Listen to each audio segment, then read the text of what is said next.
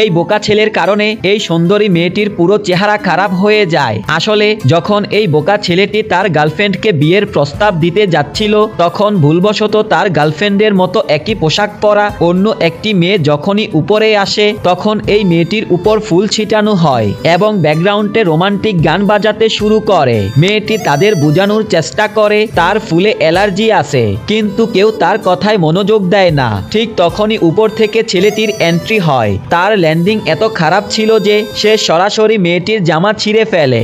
এখন মেয়েটি অনেক বেশি রেগে যায়। তখন ছেলেটির পিছনে তীর ঢুকে যায়। এরপর যখন ছেলেটি হসপিটালে উল্টা হয়ে শুয়েছিল, তখন তার বন্ধু তার কাটা জায়গায় লবণ ছিটিয়ে দেয়। এরপর সেই মেয়েটির এন্ট্রি হয় যাকে ছেলেটি ভুল করে প্রপোজ করেছিল। ফুলের অ্যালার্জির কারণে তার মুখ ফুলে লাল টমেটোর মতো হয়ে গেছে।